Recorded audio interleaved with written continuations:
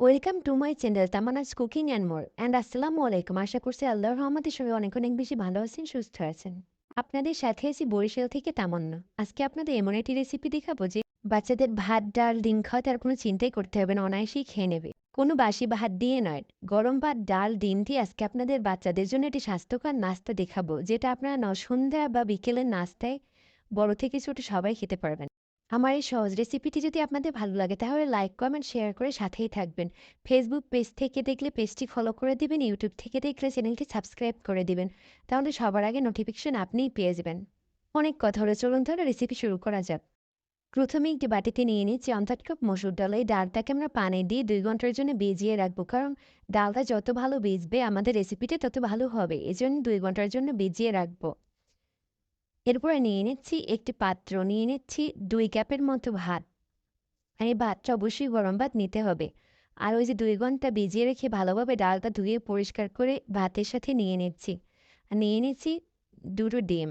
উপকরণগুলো পাশে রেখে নিয়ে নিচ্ছি একটি ব্লেন্ডারের জার। প্রথমে একটি ডিম দিয়ে অর্ধেক ব্লেন্ড করে নেব, আবার একটি ডিম দিয়ে অর্ধেক ব্লেন্ড করে নেব। একটু কষ্ট হলেও আপনারা এভাবে ব্লেন্ড করবেন। কোনোভাবে এখানে পানি মিলাতে যাবেন না, তাহলে কিন্তু আপনাদের ডো নরম হয়ে যাবে, বল শেপ দিতে সমস্যা হবে। আপনারা ইচ্ছা করলে পাটায়ও পিষে নিতে পারেন। আপনারা আপনাদের সুবিধা মতো করবেন, যাতে সুবিধা হয়, কিন্তু এভাবে মসৃণ ডো তৈরি করে নিতে হবে। ডো তৈরি আমি নিয়ে এসেছি।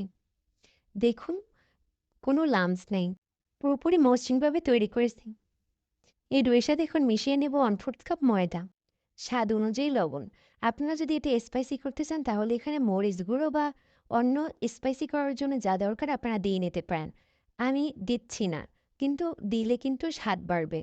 কিন্তু আমি বাচ্চার জন্য তৈরি করেছি, এইজন্য দেইনি। আপনারা আপনাদের মতো করে নেবেন। পুরোপুরি ময়দার লবণ মেখে নিয়ে মিশিয়ে নিয়েছি। পাশে চুলে একটা প্যান বসিয়ে তেল দিয়ে গরম করে নিয়েছি। তেলটা অবশ্যই হাইতে গরম করে নেবেন। যদি তেল গরম না হয় তাহলে কিন্তু বলগুলো ফুলবে না। আমি প্রথমে চামচ দিয়ে নেওয়ার ট্রাই করছি। দেখুন, বলগুলো সুন্দর হচ্ছে না। তাই হাত দিয়ে মুঠো ভরে নিয়ে বৃদ্ধ আঙুলের ফাঁকা দিয়ে এই যে কীভাবে দেখুন বলগুলো শেপ করে নিচ্ছি। আপনারা যদি বাসায় চিকেন বল বা এরকম কোনো বল আকারের কোনো কিছু তৈরি করতে চান তাহলে এভাবে শেপ করে নেবেন, দেখবেন যে একবার গোল গোল হবে। সবগুলো বল ফুলে দ্বিগুণ হয়ে গেছে। আপনাদেরটাও কিন্তু ফুলবে। আপনারা ইচ্ছে করলে ছোট আকারেও বানিয়ে নিতে পারেন। আমি তাড়াতাড়ি করার জন্য বড় আকারে দিয়ে নিয়েছি। বলগুলো একেরাই ঘুরছে দেখুন, কিন্তু চারদিকে সমান কালার আনার জন্য আমি এবার ঘুরিয়ে বা ভালোভাবে ভেজে নিচ্ছি। উল্টে পাল্টে ভেজে নিচ্ছি। আপনারা এভাবে শেষের দিকে উল্টে পাল্টে ভেজে নেবেন। সব দিকে গোল্ডেন ব্রাউন কালার চলে আসলে তুলে নিতে হবে। দেখুন আমার সবগুলো কি সুন্দর কালার আসছে। বলগুলো এবারে তুলে নিচ্ছি। এভাবে করে আমি সবগুলো বল ভেজে নিয়েছি। মাশাআল্লাহ, কি সুন্দর দেখতে, তাই না? এভাবে করে যদি আপনারা বাচ্চাদের বাসায় তৈরি করে দেন তাহলে দেখবেন যে আর ভাত ডাল খাওয়াতে আপনাদের কোনো সমস্যা হবে না, বা ওরা আনন্দ করেই খাবে। এরকম সহজ সহজ রেসিপি আমার ফেসবুক পেজ এবং ইউটিউব চ্যানেলে দেয়া আছে, আপনারা ভিজিট করে নেবেন। দেখুন কতটা নরম তুলতুলে হয়েছে। আপনারা যদি বাসায় একবার তৈরি করে খান তাহলে বুঝতে পারবেন এটি খেতে অনেক বেশি সুস্বাদু। একটি কথা স্কিপ হয়ে গেছে, ওই যে মসুর ডাল ভিজানোর পরে যে পানিতে থাকবে না, ওটা কিন্তু ঝাড়াতে হবে না। যে পানি থাকবে মোটামুটি ঝেড়ে ব্লেন্ড করে নিলেই হবে।